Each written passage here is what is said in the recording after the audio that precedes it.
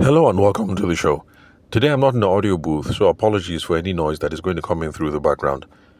I've been talking about over here on the podcast about how it's a good idea to watch business shows, watch movies, not even business shows self. I mean, like watch anything on TV, and then always keep an eye out for how people are conducting themselves, on air. Because, whether in movies or regular programming, you see business people, other people who are trying to run their businesses, other people who are trying to move market, other people trying to negotiate, other people trying to network, other people trying to do things.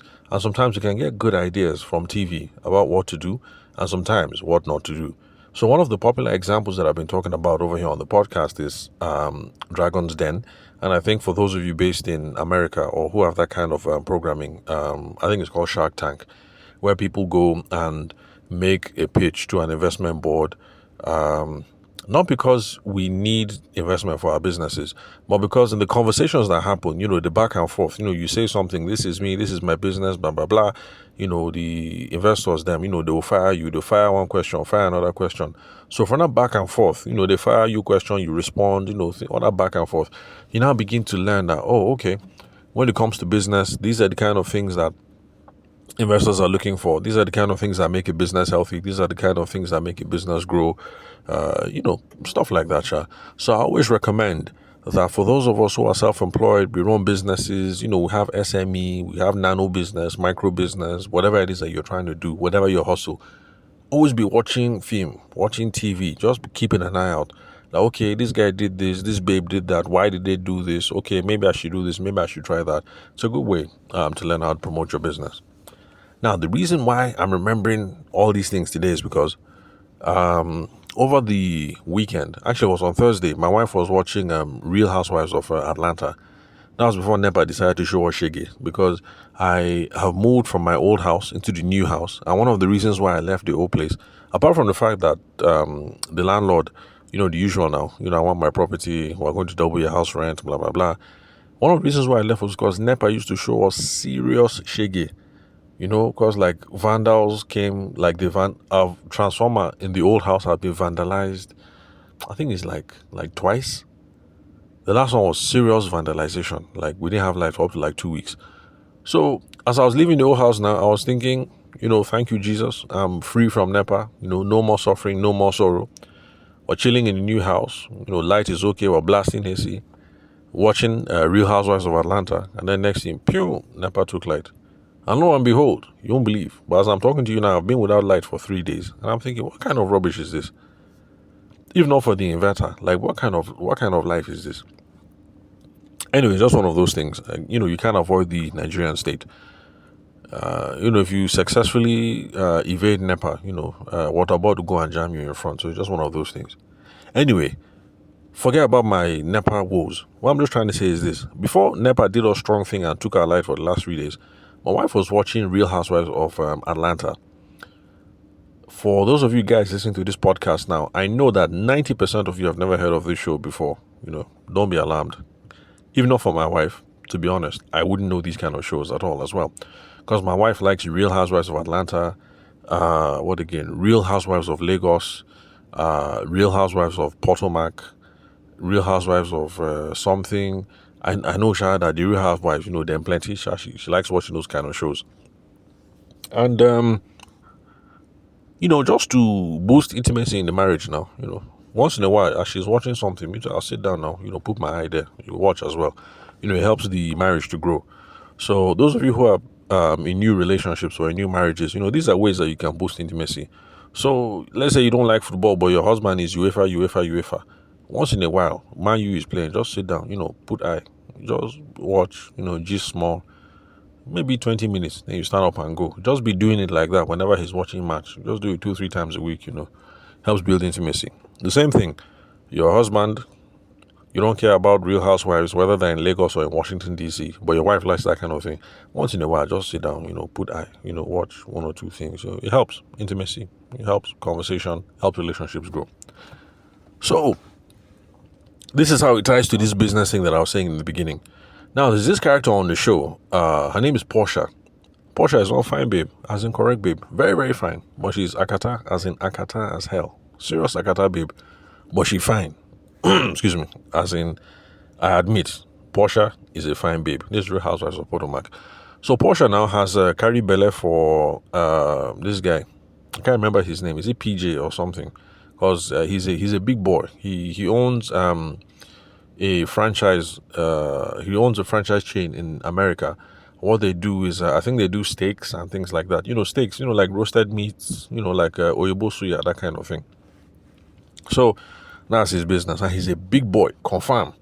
So now Portia has carried belle.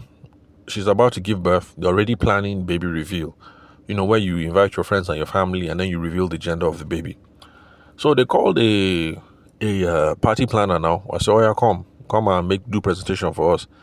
Now, as per Portia now, because she wants this thing to be large, she wants this thing to be live. She was now telling the guy that, look, we'll do everything. The guy said, what about clowns? Say, yes, so we'll have clowns. Okay, what about bouncy castle? And we'll have bouncy castle. Okay, what about small chops? And we'll do small chops now. What about this? We'll do this. What about fire breathers? We'll do fire breathers. We'll do this. We'll do this. As if Portia was just saying everything. The camera was showing PJ's face. PJ's face was stiff. PJ the bone. I understand that feeling.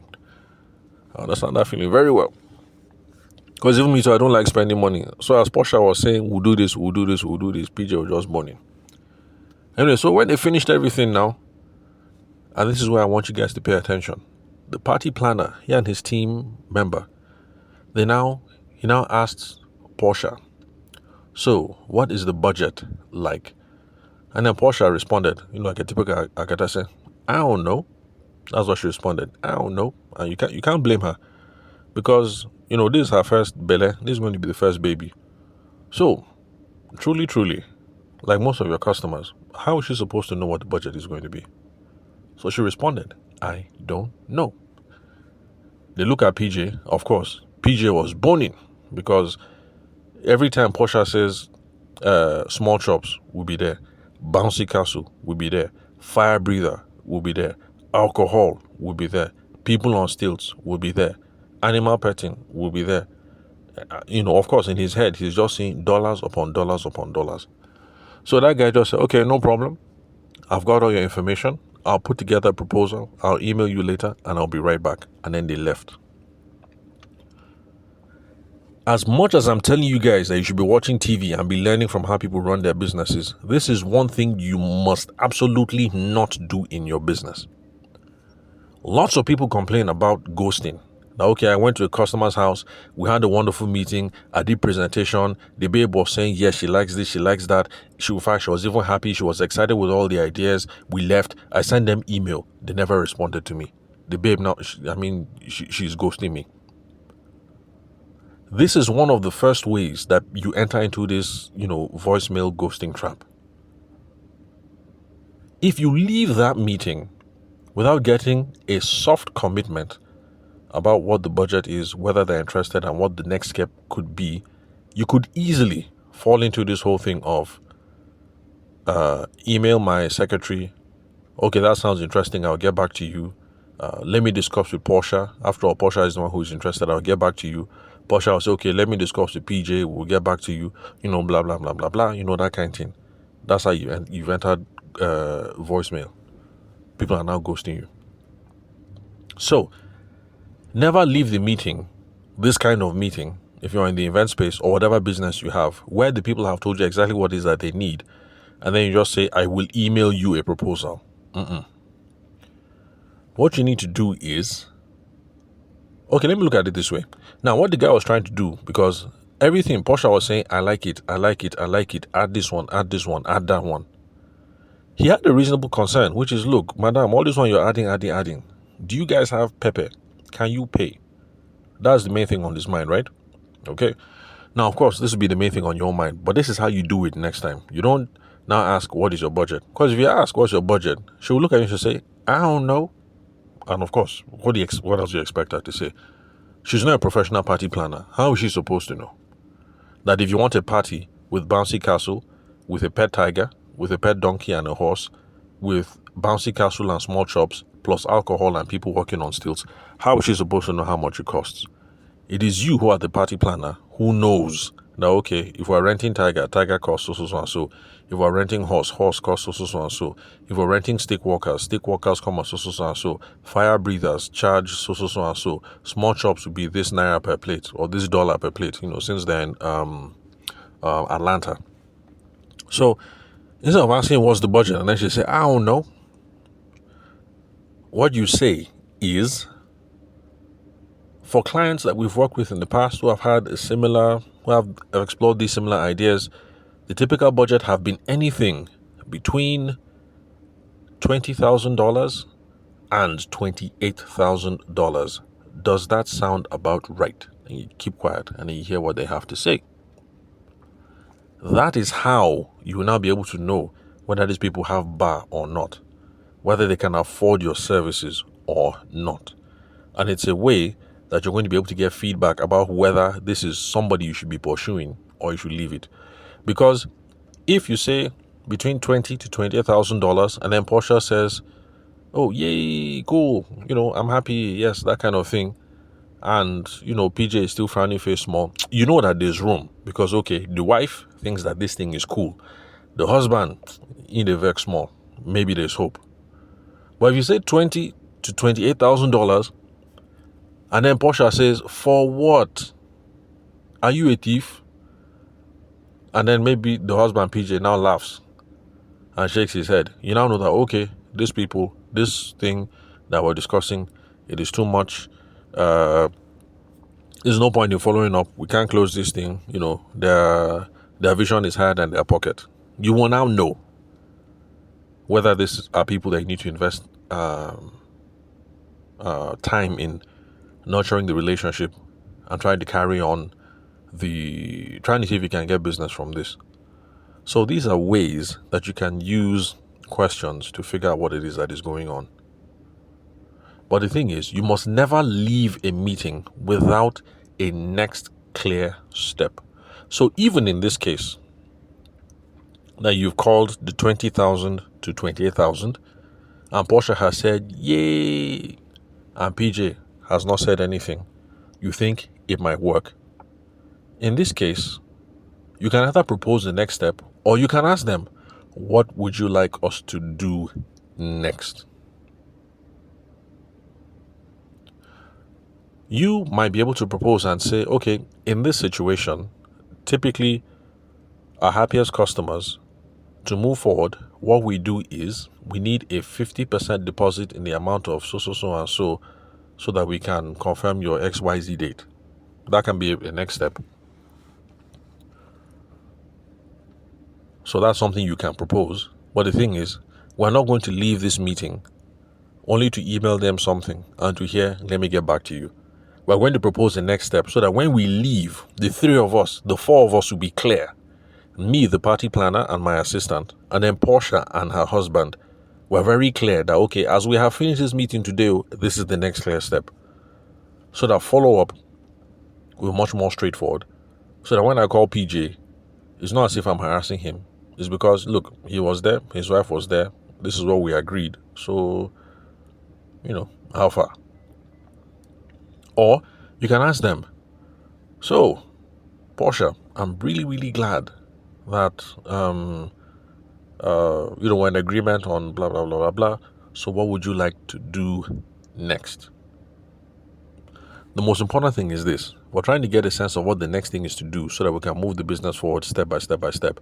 If Portia says, I'm absolutely excited, I can't wait to start, the first thing I would like to do is I would like to see I'd like to work on the small shops menu. Then, now that you leave that meeting, the next time you call them to follow up, you have something specific that you're following up on. You're calling to say, Bros PJ, how far now?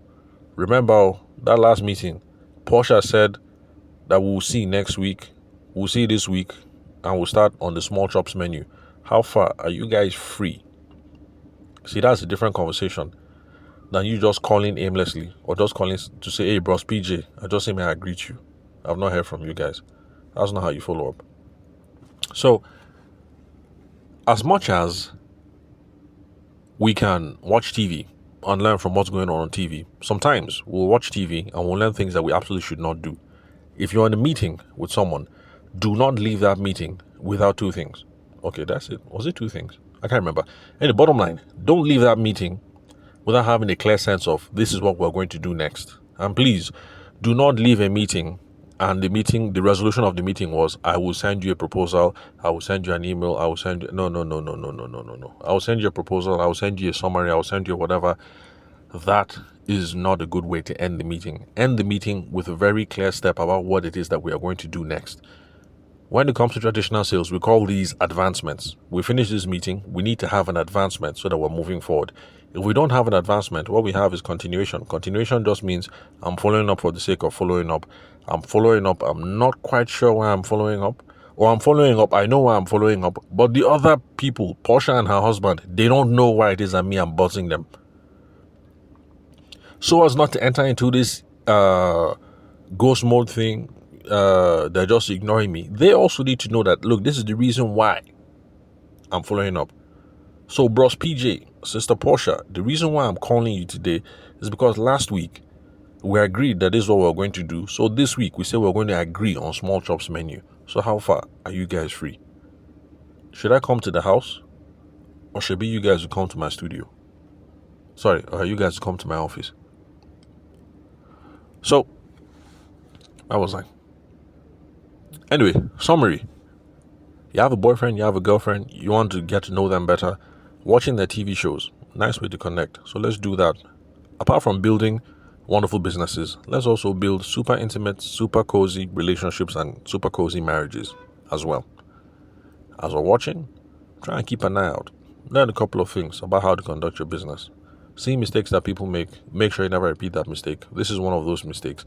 Always leave a meeting with an advancement. An advancement is the next clear step about what it is that we're going to do. If you do not know how to get an advancement, it's very simple. Ask the people, okay, we're in agreement. What would you like to do next? Or you propose the typical next step and say, okay, for most of my clients, this is typically what we do next. Are you good with that? If they say yes, good, you're making progress. If they say no, then ask, okay, what would you like to do next? Then when it comes to the money thing, do not ask somebody what is your budget. Because if you ask budget, most people are going to say, I don't know. And you can't blame them because they are not the pro. You are the pro. Give them a range. As they are talking in their head, be doing the mathematics. She said, okay, she wants Small Chops. She said there'll be 40 people. Be doing that mathematics in your head. Okay, Small Chops. From what she has said, the Small Chops will be like 2,000 naira a plate. 50 people, 2,000 multiplied by 50. That's also another reason why I say have a pen and paper ready. So you're writing these things down because it's hard to do this mental math in your head. If you're there with your assistant is the one who should be writing it down. Small Chops, 2,000 naira per head at 50 people. She'll write it, do the math. People walking on stilts. You now know that, okay, we have those people. The last time we rented them at 10,000 naira per person. She said she wants 4. So 10 times 4 is 40,000. Write it down. She says she also wants a horse there, a petting zoo. The last time you had to rent a horse, you rented the horse at 150,000 naira. Write it down. You're writing all these things down. So that at the end of everything, instead of asking them, what's your budget? And then Portia will say, I don't know. You say, okay, madam, from all the things we've discussed so far, it's looking like it can fall anywhere between that kind 5M and 5.4. What do you think about that? And then you hear what they have to say. Is this something you're willing to invest in? Is this something that you can raise? How soon will you be ready to make a deposit? Some sort of question to get a commitment. So that is how you try and suss out, you try and figure out these people that I'm talking to now. Do we have the same money expectations? Are we within the same range? Are they the kind of people I should waste my time following up with? Or are they the kind of people that I should just drop? That, okay, they want the whole world, but they don't have money to back it up. So these are the reasons. These are how. So, Real Housewives of Atlanta. Is this something I recommend you watch? If your wife is into those things, watch it. But for those of you who are feminists, I really think you guys should lobby to get that show off the air because it only shows the worst of women. It's just women, bitching, arguing, being jealous, fighting, backstabbing, And I really, really think that there's more to womanhood than that, especially since I was raised by a single mom. And I know that lots of you women are actually doing your thing in very difficult circumstances, trying to take care of a home, trying to raise children, trying to build businesses, trying to build careers. So I think that there's a lot that we can do to present the struggles of women in a much more positive light. So left to me, we should actually ban Real Housewives of Atlanta or make it a different kind of show. But my wife laughs at me and my wife says, look, my husband, it shows that you don't understand entertainment. That if we ban these kind of things, what else will people watch? And in a sense, my wife is right. If you make a show about successful businesswomen and how, the travails of building the business and whatnot, yeah, people won't watch it. But if you make a show where Portia has gotten pregnant for PJ and PJ is having an affair with other 3 women on the back, but Portia doesn't know, her friends are trying to tell her, then she's now fighting with everybody and quarreling with everybody and they squirrel up and down and kata and, chaos and everything. Yeah, that's the kind of thing people will watch. But anyway, I've just gone off on a rant. Look, if you'd love to connect for a strategy session, the business audit, or you have a couple of questions you'd like me to answer, then connect. The phone number is 080 6466 2140. Country code is +234 for those of you who are not Nigerian. That's my WhatsApp number as well. Then connect with me on LinkedIn. The name to look for is Tavishima Ayede. Also have good stuff on YouTube as well. So thank you very much for your time and attention. I'll catch you guys in the next episode. Until then, have fun watching TV with your spouse, with your partner, and I hope you learn 1 or 2 things about what to do in business and also what not to do when it comes to business.